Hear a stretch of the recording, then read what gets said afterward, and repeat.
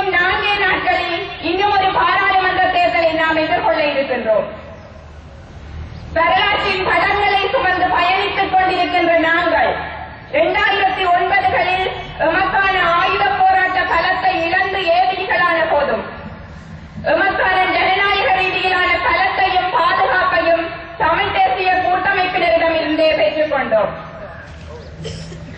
மக்கள் வழங்கிய ஆணையை ஏற்று சர்வதேசத்திற்கு வடக்கு கிழக்கின் நிலைப்பாட்டையும் தமிழர்களின் அபிலாசைகளையும் சொல்லும் ஒரு பலமான சாட்சியாக மக்களுக்காய் ஓங்கியொலிக்கும் மக்களின் குரலாக தமிழ் தேசிய கூட்டமைப்பு இன்று வரை பயணித்துக் கொண்டிருப்பதை மக்களாகிய நீங்கள் அறிவீர்கள்.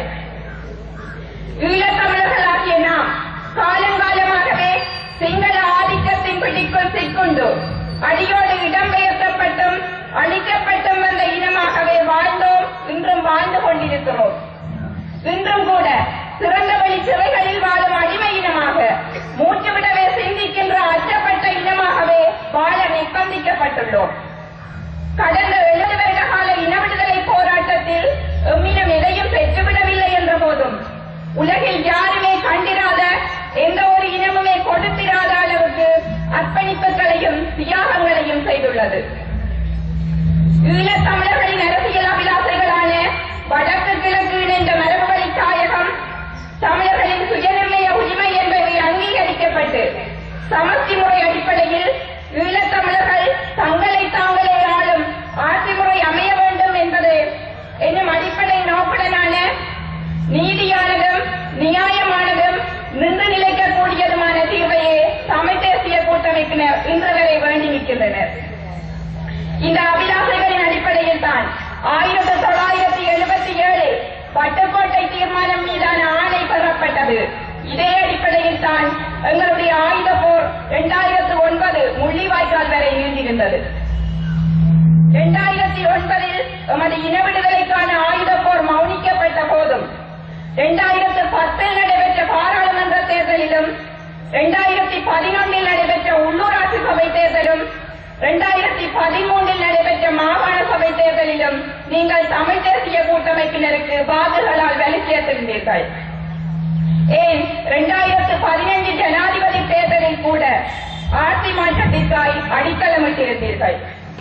என் அன்பிற்கினிய சகோதர சகோதரிகளே, அபிவிருத்தி என்னும் மாயை உருவாக்கினால் மக்கள் 70 வருட கால அபிலாசைகளை மறந்து முள்ளிவாய்க்காலிலும் அதற்கு முன்னரும் பின்னரும் அரசு செய்த இனப்படுகொலைகளை மறந்து சலுகைக்காய் விலை போகும் தமிழர்களாய் மாறி விடுவார்கள் என்று சிலரும், இனத்தை விட பணத்தை நேசிக்கும் இனத்திரோகிகள் சிலரும் விதித்திருக்கும் வலையில் மக்களாகிய நீங்கள் சிக்கிவிடக் கூடாது. அந்த கணங்களை ஒருமுறை நெஞ்சிருத்தி பாருங்கள். பதுங்கு குழிக்குள் புரண்டு எழுந்தோம். 10 நாளுக்கு ஒருமுறை பாதி உணவு உண்டோம். பெற்ற பிள்ளைக்கு பால் மாதடி அலைந்தோம். அத்தனைக்கும் மேலே செத்து வீழ்ந்த உறவுகளும் குருதி தோய்ந்த தோழர்களும் கத்தி அழைத்த தம்மை காப்பாற்ற சொன்னபோது காதில் வைத்தாது கடந்து வந்தோம். அனைத்தையும் தாண்டி இன்றும் கூட திறந்த வழி சிறைகளில் திணிக்கப்பட்டிருக்கின்றோம். வந்தாரை வாழ வைத்த வன்னி மக்கள் நாங்கள் இன்றும் வாழ்விழந்து வலுவிழந்து வாடி போயிருக்கின்றோம்.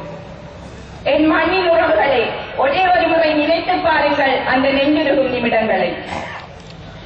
மீதான இன அழிப்புக்கு முள்ளிவாய்க்கால் ஒன்றும் முற்றுப்புள்ளி அல்ல.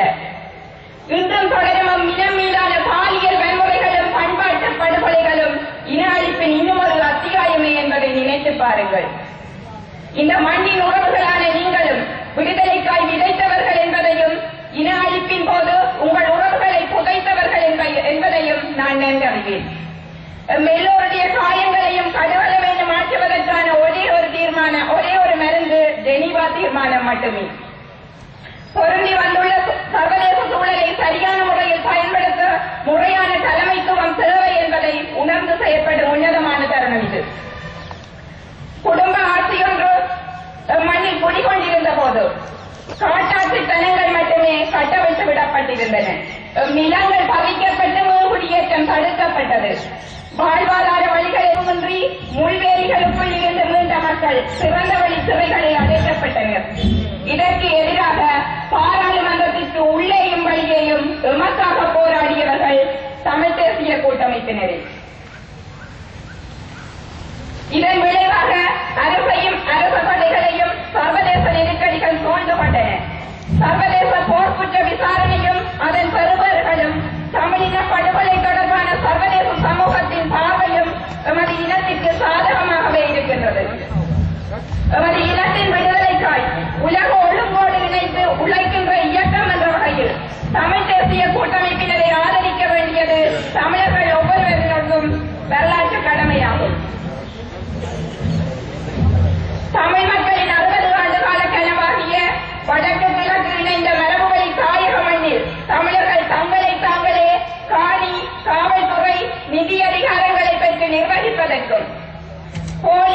சக்திகளுக்கும் சலுகைகளுக்கும் ஒருபோதும் விலை போகான் தமிழன் என்பதை இனத்துரோகிகளுக்கு இடித்துரைப்பதற்கும் சர்வதேச போர்க்குற்ற விசாரணை தேவை என்பதை உலகுக்கு எடுத்து கூறவும் தாயகம் தேசியம் சுயநிர்ணயம் என்ற வகையில் தமிழர்கள் நிரந்தர தீர்வை எட்டவும் ஓரணியில் ஒரு குடையில் ஒன்று திரண்டு தமிழ் தேசியத்தின் தமிழ் இனத்தின் தமிழகம் இருப்பின் சின்னமாம் வீட்டிற்கு வாக்களித்து தமிழ் தேசியத்தின் சின்னத்தை வெற்றி பெற செய்ய வேண்டும் என்று என்னுடைய மண்ணின் உறவுகள் என்ற வகையில் உங்களை உரிமையுடன் கேட்டுக் கொள்கின்றேன். அடிவரடி அரசியல்வாதிகளை அறிந்து கொண்டால் சலுகைக்காக எம்மவர்கள் சிலுவை சுமக்கவில்லை என்பதை உணர்ந்து கொண்டால் எஞ்சியிருக்கும் தமிழரின் தளத்தை தூக்கிவிடுங்கள், எல்லோரும் தமிழ் தேசிய கூட்டமைப்பை ஆதரியுங்கள் என்று கேட்டு அமைகிறேன். நன்றி.